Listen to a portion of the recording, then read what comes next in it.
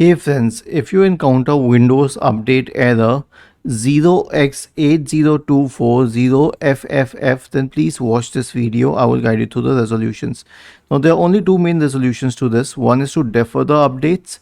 If you can, right click on the start button, select settings from the menu, go to the Windows Update tab, click on pause for 5 weeks. Okay, and this way you will defer the updates, but if this doesn't help, then you can download the update manually. So search for Microsoft Update Catalog in the search bar. Go to catalog.update.microsoft.com. Okay, and then you will have to search for the latest month and year. For example, if it's July 2024, search for 07-2024 and hit enter. Now if you're in the earlier part of the month, then you can also search for the previous month. Search for the latest cumulative update for Windows 11, not this one.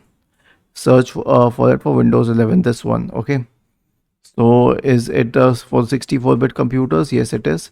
So click on download corresponding to it, and then select the MSU file, and then click on open, and it will download and install the update on your system.